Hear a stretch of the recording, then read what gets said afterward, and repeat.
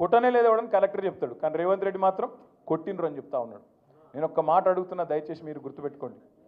ఒక లగచర్లలో రైతులనే కాదు, ఇలా సోషల్ మీడియాలో పోస్టులు పెట్టే పిల్లలకు ఎస్ఐలు ఫోన్ చేస్తున్నారు, సిఐలు ఫోన్ చేస్తున్నారు, డిఎస్పీలు ఫోన్ చేస్తున్నారు. నేను చెప్పేది కరెక్టేనా?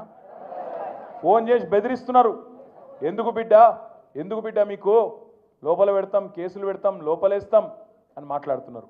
ఇప్పుడే ప్రవీణ్ గారు చెప్పినట్టు కోస్గిలో మీరు ఇక్కడికి వస్తుంటే, హైదరాబాద్లో మీ పార్టీ ఆఫీస్కి మీరు వస్తుంటే, మీ ఇంటికి మీరు వస్తుంటే ఆడబెట్టి మీ మీద పీడీ యాక్ట్ పెడతాం, లోపలేస్తాం అని బెదిరించుడు.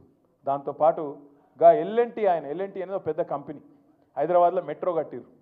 ఆయన మొన్న మదినప్పుడు హైదరాబాద్కి వచ్చిండు. వచ్చి ఆయన విలేకరులతో మాట్లాడుకుంటూ ఒక మాట అన్నాడు. ఏమన్నాడు?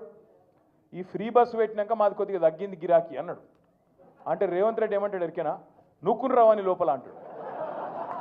అరే అది ఉన్నది చెప్పుడు కూడా తప్పేనా? చెప్పుడే కాదు, ఇండియా టుడే టీవీలో చెప్తుండు అని నూకుమన్నా నేను నూకుమంటే వాడు బొంబాయి వారిపోయినట్టు. అంటే ఇక నీకు ఎవరు ఖిలాఫ్? ఆఖరికి పాపం కానీ ఇది ఏం తప్ప? యాక్టరు, సినిమా యాక్టరు, ఈయన పేరు మర్చిపోయాడు. ఆయన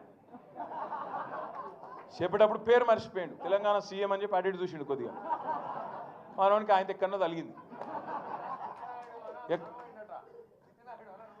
అయితే నేనేమంటున్నా, గింత అన్యాయం అని పేరు మర్చిపోతే జైలు పెడతావు. ఇక గట్లా తయారైండు మన చిట్టినాయుడు.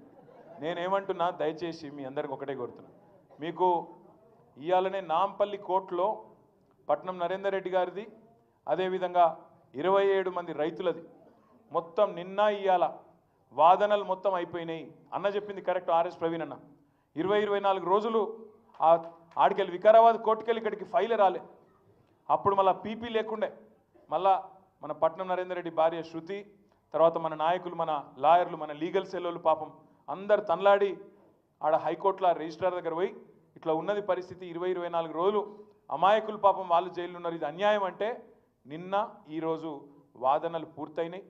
మరి అన్ని అనుకూలిస్తే అంతా మంచిగా జరిగితే రేపు తీర్పు వెలువడే అవకాశం ఉంది. మంచి జరగాలని చెప్పి మనస్ఫూర్తిగా ఆశిద్దాం. మంచి జరగాలని మనస్ఫూర్తిగా అందరం కోరుకుందాం. దబ్బన మనకు అనుకూలంగా తీర్పు రాకపోతే వెంటనే హైకోర్టుకు పోదాం, అవసరమైతే సుప్రీంకోర్టు దాకా కూడా పోదాం. వదిలిపెట్టద్దు, ఎట్టి పరిస్థితుల్లో రాజీ పడద్దు.